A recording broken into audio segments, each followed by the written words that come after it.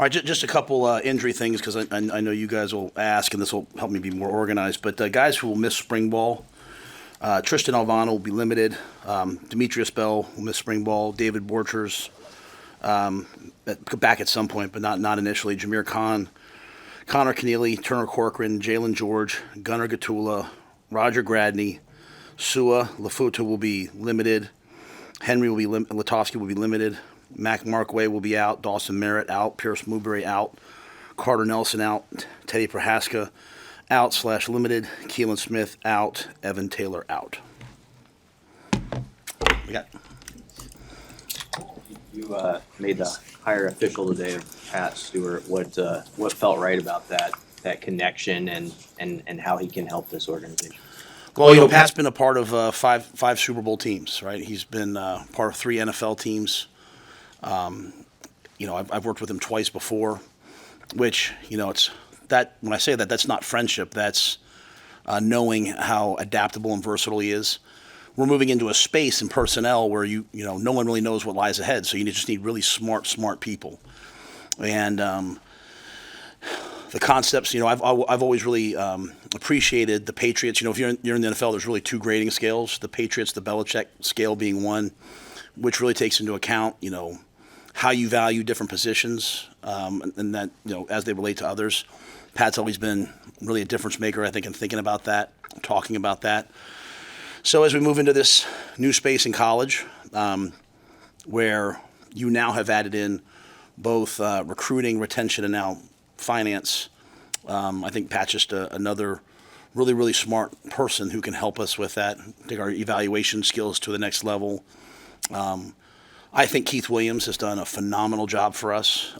Keith has, continued to rise in the organization, and really, Pat's weakness will be the recruitment piece. You don't really recruit in the NFL, but Keith, Troy Vincent, Avery Gossett, I think those people have done a fantastic job, and I think Sean Patton's done really, really, really a phenomenal job in the 3 years. We've had top 25 classes. We had a top 10 portal class, and this was kind of precipitated by him kind of wanting to move into a different space, wanting really to stay more in player finance, wanting to be more in analytics, and a commitment by us just to kind of look at personnel departments and recruiting departments and try to take it to a whole other level, which I think you're seeing across the board in college football. So Pat seemed to be the right fit. We're lucky to get him. He left a great job in New England. Very grateful to the people in New England to let him come, and we're excited to have him. Is he going to handle a lot of the transfer evaluations too? Because he kind of head up a scouting of being able to, evaluate transfers as they go forward. Yeah, I think he'll oversee. It's kind of like any other coordinator, right? It's the same as like Dana. It's the same as Butler. It's the same as Zach. He'll oversee it. He'll implement, the philosophy. The way we evaluate college players within the portal is going to be different than the way we evaluate high school players. And then the valuation that goes on top of that is completely different. Used to be, hey, we'd love to offer this guy a scholarship. We'd really love to have him. Now it's, hey, at what value financially are we willing to put on him? So, we'll build out the people below him that work with him. As I said, I mentioned some of the people already, Keith and Troy and Avery, and there's some more to be added. But I think he'll oversee that. I think the grading scale and the things that we're looking at, specifically in college players, will come from him, and we'll still stay with the same beliefs we have with high school players in terms of traits and certain things, more developmental. Is it oversimplifying to say that it's all just moving more to look like an NFL model? Yeah, I mean, even the rules, it used to be it had to be the 10 countable coaches, and then this year they allowed you to kind of change who went on the road, and there's some proposals out there that, like I remember listening to Notre Dame as they were in the college football playoff, substituting and having some of their recruiting staff out on the road. I think even a couple of their female work employees were out there, which I think is wonderful. And I think, it's opened up a space, much like the NFL. I mean, why? Why do your coaches also have to be the people on the road? They already work enough. And so I think things are moving actually in the right direction. And having people, what Sean has done in terms of building out the databases, and I mean, it's a full-on financial, model. and working with Jonathan Bateman and Haven, you can't be a penny over, right? You can't make a mistake, and so it's a really unique time. So I think it's moving very much in that direction, and but I don't think the answer is just purely. I didn't hire Pat just because of he's from the NFL, because it's very different still than the NFL. I just think the thing with Pat is he's just really smart. When I have a question about personnel, I call James Blanchard at Texas Tech, who's one of the kind of the difference makers out there that we hired years ago. I call Pat Stewart. I call these guys. So when Sean kind of indicated, hey, I want to do something a little bit different, we started looking at who could come in and kind of lead the evaluation part of this, and Pat stuck out. You get a sense coming out of Matt Rhule's if you feel further along in year 3 than past years, and are there any guys in particular who have stuck out with their voices and how they've led? Oh yeah, we're certainly further along than we ever have been. Just looking at us physically, right? One of the hard things that we've done is we've taken a lot of young players in the first 2 years, which leads to a sort of a young, physically and mentally immature team at times. Those guys are growing up, so I think you see a team that's bigger, faster, stronger, understands more what needs to be done, takes on things in a much more mature way less distractions. To isolate any one player, I don't know that I could, because I think there's so many doing a great job. In good news, there's not one person that's not doing a good job. There's no one that's sort of in the doghouse per se, as there have been in years past. I think everyone understands what's at stake. And, I think, the guys we brought in the portal, they've been excellent additions. But the great news is they don't stand out so much. It's not like, oh, wow, they're so much better than everybody else we have. I think you see a ton of competition, which is exactly what we want. Yeah, how much have you seen just in the couple of months that Holgorsen, between the Pinstripe Bowl and today, how much has he just sort of taken charge of the culture on that side of the ball and maybe even tweaked things, even though there hasn't been a practice or a game? I don't necessarily know that he's changed the culture. I think I think really at the end of the day, our issues offensively when we've had them have just been consistency. And I think I stand on record as I think I haven't said that. Just think sometimes we just did too much and tried to serve too many masters. And I think he's kind of come in and just been like, hey, these are the things that we're going to do. And he hasn't changed the terminology. It's still the same offense. It's still the same things that we were doing before. It's just kind of dialed down into what he feels like and the staff feels like we're going to be good at. They do a great job. They meet together. We go out. When we're able to, we do some football stuff when we can. They work on it, evaluate it together. I think the thing with Dana is he's really a unifying force. He works with everyone. Sometimes you think of these guys who, like him, have had a ton of success. And they're kind of like these off on the side, guru all by themselves. But he's just really, I think, does a great job of utilizing his entire offensive staff, bringing it along to the players, and holding the players to a high standard. And the proof will be in the pudding, right? But I like what they're doing, and I think the players are comfortable, kind of in the direction that we're heading. What can 8 or 9 months with Dana and Dylan do for Dylan that he didn't have the opportunity to get when Dana came in November and they had a game to prepare for? Well, in general, right? If you go back and look at Dylan's year, as a freshman, I think he did a lot of things that were not a lot of freshmen do. I think he was really up there in terms of passing percentage and all those different things. And then there's things I know as a freshman he would love to improve upon. So he's going into year 2 now. Last year, as a highly recruited freshman, I think at this time you saw him trying to keep his voice quiet and just earn everyone's respect. I think now, he has to step up and lead when able. He's really working on his body composition. He won't be a great quarterback at 240 pounds, right? So getting his body composition to one where he can be fleet of foot, where he can slide nimbly and move within the pocket, where he can convert third downs with his feet. I think that's something that we're all bought into and he has to continue to do. So there's things he needs to work on. But also, just another year in the system, another year of understanding what a Matt Rhule looks like, what an off-season workout looks like, what meetings look like. I think all players make a great jump from year 1 to year 2, and then probably from year 2 to year 3. The thing we're trying to avoid with all of our freshmen is a lot of times guys have some success as a freshman, and then they kind of tail off, and all of a sudden it takes till year 3, and you got to get them back going again. And whether it's Jacory or V9 or Willis or any of those guys who played as a true freshman, making sure that doesn't happen. And Dylan's certainly one we can't allow that to happen with. And so, Dana will, I'm sure, push him in every respect. Glenn does a great job with him on the day-to-day, and I think you just see a lot of consistency on that side of the ball. What's a guy like Rocco Spindler add to that O-line room and how he can help?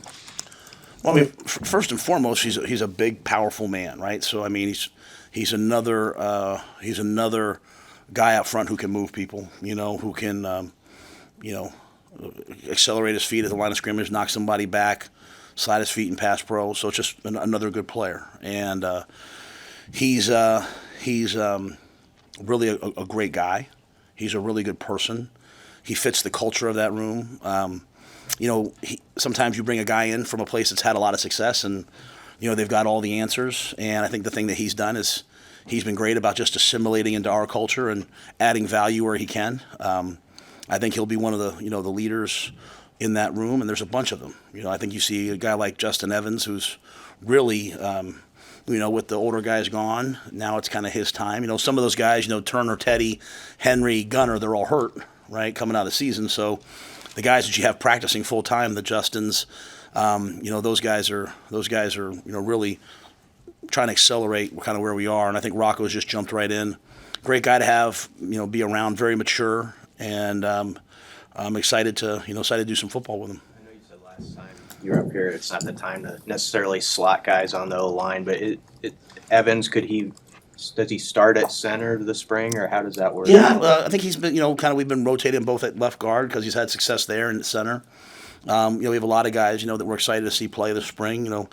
Sam Sledge, Jason, Mashake Shock, all those guys. I mean, they're all going to have an opportunity. Grant Bricks, Preston, many more. Tyler Canuck's healthy, coming back from being injured at the end of the year, healthier. So they've all waited their turn, and while there's been some obviously big portal moves, for the most part when you look at college football, people are building their offensive line still through recruiting. And so it's I think people sometimes expect, I think players expect, well, I'm a big recruit, I'm going to come in right away. And the old model of, as an offensive lineman, basically to come in and redshirt the first year, be a backup the second year, your redshirt freshman year, and hopefully contribute and start as a third-year player.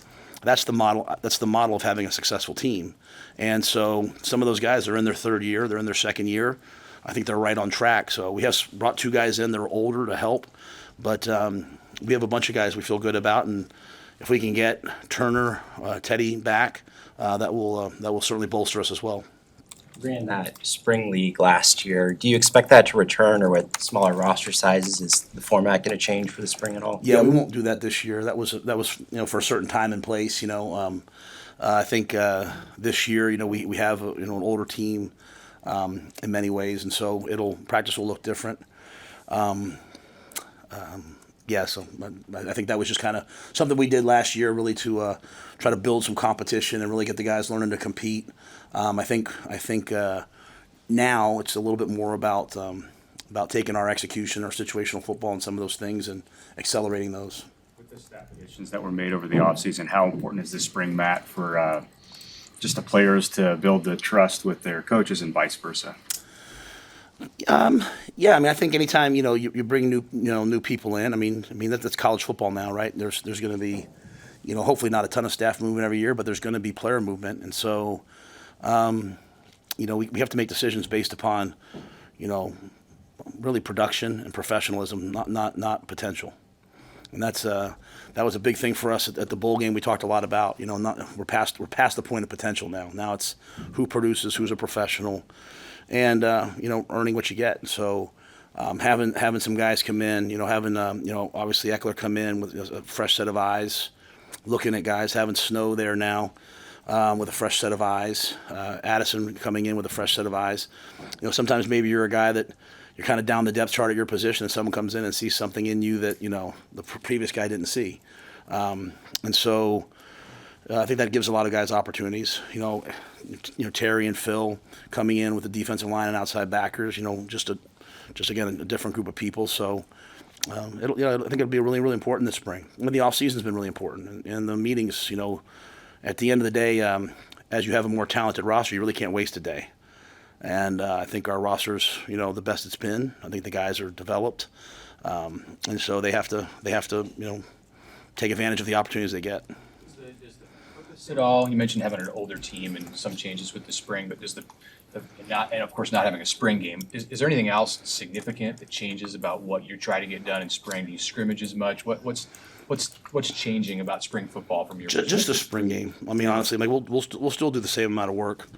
Really, we had never really done the spring league before. We did that last year, and again, it just kind of felt like that was a team. We're kind of where we were as a team, and we had 3 quarterbacks. We were all trying to evaluate, or so there was a lot more moving pieces than back then, or maybe 2. I can't remember at the time, but 2 or 3. We're trying to evaluate everybody. So I think just a little more settled in. But yeah, we'll still be. I mean, these are still young players that have to become good players, right? And so I think that's one of the things we're gonna. There's a lot of people talking about just go to OTAs and don't have spring football. I think that would be a complete and total mistake. There's a lot of players here that don't know how to properly tackle at this level, don't know how to block at this level. I remind our coaches, because several of them have been in the NFL, you coach in the NFL, you train players in college. You're teaching them, you're training them how to do it. And so sometimes you're taking players from other schools who've been trained for a couple of years and training them our way. So there's a lot that needs to be done. So it'll be a good physical, hard-nosed spring. But the only real difference being just what sort of the outside world sees in that spring game. Speaking of backup quarterbacks, you have a battle at that particular position, obviously still being the starter. So the guys behind Jalen, is it Marco or Marcos? I'm not sure exactly which it is, and then of course TJ. What are you hoping to see from all 3 of them? They're all kind of at different levels. Yeah, I mean, I think I couldn't even speak on it now because I haven't seen them at all. They're young players. They're young to our system. What I do know is that when we went to the bowl game, we wanted to make Heinrich to tight end, and I was sort of like, well, if we get stuck at quarterback, if something happens, he can always go play quarterback too. And after about 2 or 3 practices, that wasn't even a thought. I mean, they had so much confidence in Jalen, and Dylan's one of those guys that if the play ever comes in called wrong, he knows it so well he can fix it. And where sometimes some of the other guys are like Ron Burgundy, they're going to say whatever comes up. And Gramstad's a lot like Dylan. You know what I mean? Like those 2 guys kind of reminds me like in the NFL when you have like a really good young quarterback and you bring in a veteran backup behind him who's accelerating, like, hey, this is how we study. Not that Jalen's necessarily teaching Dylan what to do, but you can see them, they jive off each other, right? They vibe off each other. And great thing about Jalen is the ball's going to go where it's supposed to go. I mean, he's absolutely a winner. Wanted him to come back. We wanted him to come back. So I feel very confident with him. And then, basically we have 2 freshmen. And so they have to get some reps and show us what they can do, but I do feel good about what they've shown so far.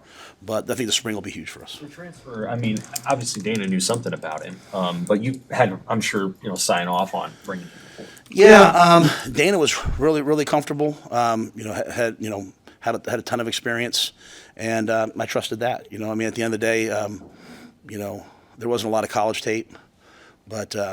I trust Dana a ton on those things, and so even when it came to the when they talked about the receivers, obviously Dane there was a lot of production, but Hardley was a little different, but DeKeel stood up for it, and I think at the end of the day, anytime you coach a player and you feel like, hey, this guy's special, then you'd be a fool not to take advantage of insider knowledge. So.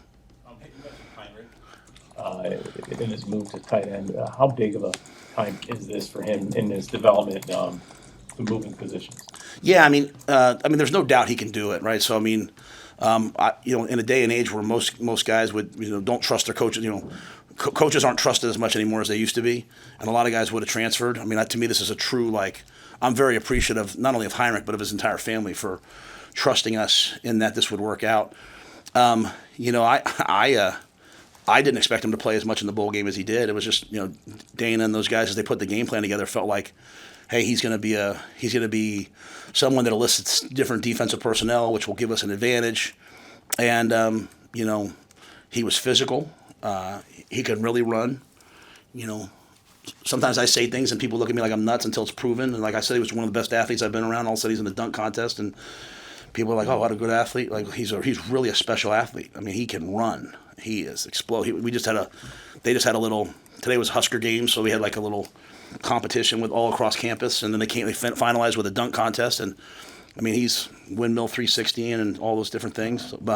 He didn't win because he didn't. I think he only won the other one because the Nebraska fans voted for him because he's from Nebraska. I told him that too, but anyway, he didn't. But this one, he didn't win this one, but he was really close. And so he's a great athlete who's had to learn the physicality, and I think Sat's done a great job of.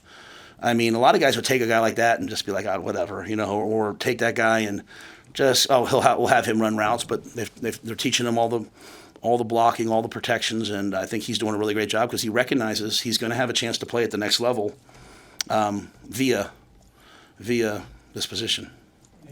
One of the running kind of jokes with fans is, hey, we're winning off-season championships every year. What would you tell them is really different about this offseason that's going to make a difference this year? I don't have an answer for that. I mean, I think that's part of. I mean, whatever. I've been here for 2 years. I got to do the best we can in the off season to have success. I try very much not to hype things up. I think sometimes we hype things way up here and then get really disappointed when things just to me, life's all about like taking little steps. Like, You become. It takes a long time to become an overnight success, and so we've always kind of built towards year 3. So I, just going to try to get better today and try to build on this team this year and have a good year 3. And after that, we'll reassess where we are after year 3. And we'll try to have a good year 4 and just keep doing that until they tell me to leave or I die. One of the two. So. And I know you commented on your non-conference scheduling philosophy. As you move forward and look at what you see is best for Nebraska in scheduling games out of conference, how do you balance the needs of the program with also the needs and wants of the fans to be able to see good teams out of conference potentially come into Memorial Stadium and play Nebraska in early months of the year? So I love the fans. So this is going to be taken the wrong way, but the only teams that win are the teams that put the program 100% first, and winning comes first. And so the last 2 national champions came out of the Big Ten, and neither one played a Power 5 opponent. So I completely get it. I completely get it. And it's really hard when there's – and, again, I don't get to make these decisions because I would unilaterally make them, and it would be, just I got asked a question on a podcast, and if you ask me something, I'm going to answer it usually. So if the system changes, and there's been a lot of talk about it changing, right? If the system changes and across college football, we all play 9 conference games, and then the 10th game is a crossover game with the SEC, I'd be the first person to say that'd be great for college football. So I'm not in any way, unless you're at the group of 5 and you're counting on these games to fund your athletic department, right? This will continue to kill those programs, but I'm all for all of that. It's just why you can't complain like, oh man, we get screwed in the scheduling every year, and then say these things like, can't be both. We can't be victims and yet, so, and then I think the biggest thing everyone has to understand, honestly, is what I'm seeing from Troy, and I see Troy taking a lot of heat on all sides. Like, this is going to be a financial game. I mean, Trev said it from day one when I got here. He's like, hey, Matt, you should consider this job because we're at the time, the only Big Ten school with no debt, and we're in really good financial shape and all these different things, right? And he was right. He kept saying, hey, revenue sharing is going to come. There's these lawsuits. And I would sit in meetings and people kind of look at Trev like, is he sure? He was 100% right. So everything that Trev said has shown up. So now it's about who has the money to both pay their student athletes through revenue share at the maximum amount and still provide the services for everybody. So there's going to be a lot of schools now that are going to butcher their athletic programs, right? They're going to just say, you know what, like, hey, these are basically club sports. Now they don't get to eat in the training table anymore. I don't want that. I do not want the training table to be like just football and a couple other sports. I love walking in there and seeing the tennis team in there. I like being a part of all those student athletes. And so the Olympic sports, the non-revenue generating sports, I want them to have life skills. I want them to have elite medical care. I want them to have psychological services. I want them to have academic services. If you're paying the players, where does that money come from? Like, where does that money come from? So it's going to come from new concessions deals that are the best thing financially. It's going to come from all that. Now, I'm stupid for even saying this because I'm going to take a bunch of heat for it, but it's just like you can't have everything. You know what I'm saying? Like, we really want to win, but we also want this, but we also want this. It's like, you know what? When I go recruit kids in Florida and Georgia, and they're like, Coach, when are we wearing this uniform and that uniform? At some point, I got to be like, it's kind of hard for me to say, hey, if I do that, people are going to be upset. You want the good recruits? We got it. We got to just make a decision here, like where we want to go. And so there's a big financial component to this, and we actually are in better shape than most teams. Like because we don't have the full amount of sports that a lot of Big Ten schools have, but we don't have the 14 or 16 that the SEC has. So I just think there's a lot of really hard decisions, and I think when you get to tough times like this, you need strong leadership, like Troy Dannon, like obviously Jeff Gold, hopefully me in football, hopefully other coaches to make decisions that need to be done. And if every decision you make is popular, then you're probably not making the right decisions. And so, but I completely get it. I completely get that we want all of these things, but. Like we beat Colorado this year, right? And at the end of the year, how much credit do we get for that win? We didn't get a lot of credit for that win. It was like, well, Colorado played in the Big 12. And so they didn't play the same teams we played. And so, at the end of the day, it's all about how you look at the end of the year. And so, we have to be a better team. And so I'm only focused on us. But when asked, I think we have to be unabashedly.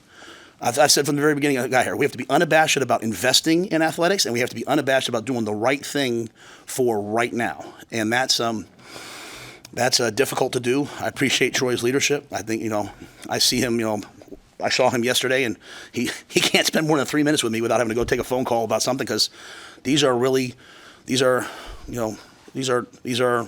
not trying times. There's a lot being probably thrown at him, but, that's why he came here, because he wanted to be a part of what I think we can be one of the best athletic departments in all sport. And so it's just going to be you have to make some hard decisions that are going to be unpopular for now, but hopefully 10 years from now, people will look back and say, wow, that was really bold. That was really smart. That was really innovative. Thank goodness we did that. Those are the decisions you have to make. How do you balance trusting your own sort of program instincts with what you see best practices of Ohio State, Michigan, Oregon, Georgia, all those other programs? Like, do you always have like a half an eye on what somebody else is doing to innovate and seeing if you match to that? In terms of like in certain areas, or just overall, like is there something that program has that you want, that kind of thing? Oh yeah, no, that's a great question. I think especially in the time that we're in now, right? Where I was reading, there was a Rick Pitino article the other day about how he had to change his philosophy on the portal from year 1 to year 2, and how they went and studied Houston, and so it made me start thinking so I'm constantly on the phone with people that'll talk to me about hey, what how are you handling this? How are you handling that? Because it's all brand new. Like the time that we're in right now, Sam, with RevShare reminds me of being in Carolina during COVID, where I would do a 4-month schedule. And all of a sudden on Thursday, a new memo would come out, and there'd be brand new rules. And I'd go in and I'd run to the office and I would do a whole new schedule. And then all of a sudden the next Thursday, a new memo would come out, because they were just really trying times. And it was like, all right, you had to just constantly adapt to the things that were thrown in front of you. I think we're going to do RevShare one way, and then all of a sudden it changes or something. There's a new, and it's not even April 7th yet. I don't even know if what all will happen. So I'm always just trying to, stay up to date with both what we think is best, talking to Troy and people like that, but then also talking to people at other places. And at the end of the day, the what are the differences? What are the issues? What are the pain points at each school? Right. So, if you're coaching at Florida, if you're coaching at Miami, recruits are driving to you every single day. If you're at the University of Nebraska, you have to work really hard to get people on campus. So we have different things, right? So it's like they have maybe a different issue. We have our own issue. So just trying to balance schools that are in similar situations. Hey, how are you doing this? How are you doing that? So it's, I think that's the job, right? It's just constantly evolving and figuring out, hey, what's needed for us and what's needed now, while also looking at best practices. Indianapolis for the combine, obviously. What are your thoughts on just how those guys performed down there, especially Ty with his big day? Yeah, we were only able to go for one day, and I thought it was really important. We try to go every year. I mean, I don't know the last time we've had 4 guys be at it, but, we were proud to have 4 guys at it. Proud to have, I was able to go to the Senior Bowl. I wasn't able to go to East-West, which Nash let me know about. Which I apologize to him, but went to the Senior Bowl for a couple hours just to show those guys some love, and then went to the Combine. I was really proud of Ty. I walked right in. A lot of the scouts I've known for a long time, just coming through our schools and stuff. And first guy I saw was like, man, Ty crushed his interviews. And Ty's been great, right? Ty talking about how great our facilities, how great Corey and Kristen and Mitch, and how they've gotten him ready. The guy that we came in and met, he had a torn shoulder at the time. He was kind of a 2-gapping nose. To see him out there running a 4.83, to see Thomas out there running so well. And I didn't get to see Thomas because he was in a ton of medical stuff that day. I'm proud of those guys. I'm excited for those guys. Excited for Isaiah. I'm excited for Tommy. I'm excited for. There's a bunch of other guys too, that didn't get invited there, but they'll do really well on their pro days. And so, the investment we've made into player development, food, nutrition, athletic medicine, training, that's paying off when you see guys at the combine. It's also paying off on our own team. When I say improving the roster, I don't just mean going and getting different players. I tell guys that all the time. I'm talking about getting guys to be at the fastest and most explosive they've been in their lives. We've had 2 NFL teams this year try to hire Corey. We've had an NFL team come in and try to hire Mitch. Like, we're hiring the right people. Keeping them has been the challenge, which we've been able to keep those guys so far, knock on wood. But I think we have some of the best in terms of development. And when we go out there and, Thomas is in the top 2 or 3 athletics at all tight ends, when Isaiah runs a great time, when Ty's runs what he did, and obviously Tommy's still coming back from the injury. But when they see that level of athleticism, hopefully that signals to recruits, hey, if I go there, I'll get developed. And signals to our players, buy into what we're doing. Sometimes players think like, well, I need to go train with this one guy way over here. And what's happening right now is you walk in this facility right now, and Cam Jurgens is in there every day, who's one of the best players in football. He chose to come back and use this facility. Ty's in here right now. Fedoni's in here right now. Bullock, Phelan, you got a bunch of guys that are all in here because this is one of the best facilities in the country and with some of the best people in it. So I go to the combine. I wasn't planning on being on McAfee. Like someone grabbed me and said, "Hey, Pat wants you on," which I think is always good for the program. But more importantly, I think it's good for us to talk to the scouts, talk to the people there, and advocate for our guys because I want them to get the benefit of the doubt. You routinely have had solid defensive lines. What is your overview of that group as you move on without Ty and Nash as you head into Spring Bowl? I think as we've gone back and watched the tape from this past year, especially with Butler now in a coordinator's role and with Snow coming in, even before Terry got here, I don't think any of us really appreciated how dominant Ty was. I mean, he single-handedly was like a cheat code. I don't think any of us appreciated how good Nash was, how good MJ was. And so, there's big shoes to fill. But, I think Cam Lenhart's ready. And I think Riley Van Poppel's ready. And I think Elijah Judy's ready. And Keona Davis and Willis McGahee and, all those guys. I think those guys are all ready. They've been in the system. We got guys that came in behind them, younger guys. We got some guys in the portal. So we have 2 freshmen that aren't here yet that we're excited about. So I think the defensive line will play at a really high level. Will they play at the level that Ty did? I mean, that's a lofty goal, and we'll chase that. I'm really excited about Terry Braden. Terry's another guy. I mean, he was raised by and trained by the same people that I was trained by as a D-line coach. And so he believes, when he's using his words in the interview, I'm kind of laughing. I'm like, all right, this is exactly who I want. some of the people I trust most in this world, Andy Reid, Mark DeLeon, they all said, Joe Cullen, they said to hire him. Dave Merritt, they all said to hire him. And, he's another guy. He got offered a position coach job in the NFL and he didn't even tell me, didn't even leverage me for anything. I mean, he's just a really special person. He did his press conference the other day. I was like watching the new coach's press conference. When you guys would say something, he'd say, hey Sam, how you doing? Like, that's who he is. Like, that's not like, I mean, he's like that every day. So he's 100 miles an hour. I think he's going to be really valuable to us. And then getting Phil Simpson back, to me was really, really important. I mean, those edge players, they have to play with such a tenacity and a physicality and an effort, and Phil's going to demand that. And I think, when Phil was here the first time, I did not want him to leave. I worked hard to try to keep him. I couldn't keep him at the time. I was able to now give him a job that, he could get his whole family here, and really excited to have him and Maria and their whole family here. So I think we really got the right guys up front to play good defense. Harry, with Mike Eckler, what got you to connect with him, and what qualities did he bring to the table that made you know he was the guy for special teams? Yeah, I mean, I think when I started hearing, honestly, all the local media and former players saying to hire him, my natural instinct was don't hire him. To be quite honest with you, I'm being completely honest. It's just at the end of the day, I don't love celebrity coaches. I just like a bunch of guys who like to work. I brought Eck in to interview with him though, because of what he's done.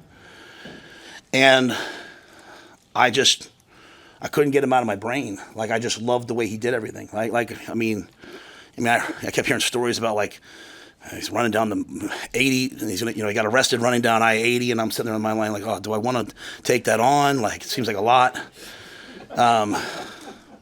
But the way he teaches in his meetings. I mean, I for years, I talk a lot about the Socratic method in teaching and getting players to respond and answer, and a lot of coaches just talk, and he's one of the best teachers I've been around. In fact, in the interview, I was like, Coach, I can't keep doing this, because he kept making me answer him. I was like, Coach, I can't do this, man. I got ADD. I'm tired. But I've enjoyed having him here so far. You know what I mean? And I think at the end of the day, the stats he's had at Tennessee speak for themselves, right? And but I have to go back again. I just love the way he teaches. I love the way he does it, right? So I've enjoyed having him here. I think he's gonna. People will talk a lot about his energy and all that stuff. I just don't think it's that though. I want to make it's the way that he teaches. It's his system. It's you could take that. You could take the way he's doing it, and you could take it out to seventh grade football. My dad coached seventh grade football for years, and I think those are some of the best teachers in the world. And the way he does it, the repetition, the commands, the way the guys answer back to him, I think those players would do his technique at a really high level. And he's an excellent recruiter. He's an excellent evaluator. I think he's going to help us in that area as well. So I'm fired up to have him. You guys that said to hire him, you guys were right, and I was wrong. I want to make sure I give him his due. And I think since he's been here, it's just a ton of energy in the building. I'm a Northeastern guy. When he says to me, hey, Matt, how you doing today? I say, I'm good. He's like, we don't say good, we say great. And I'm like, heck, I'm from New York. I'm good. but I think that's going to be good for our guys. So I think he's, and what I like about him is he's an evaluator. We talk a lot about recruiters. The key is evaluation. And him and Snow are two old school evaluators as they come in and see our players and, see guys like Bryce Turner. Bryce Turner is now 210 pounds. He was a 10-2 kid in high school, right? He's now up to 210 pounds, still running close to 22 miles an hour. And, a lot of guys, well, what is he? Eckler sees him and says, hey, I can use him like this, or I can use this guy like that. So that's really what I want. I want guys who find the players that we have and don't find what they can't do, but find what they can do. I want that to me is positive coaching. So I think he's been a great addition.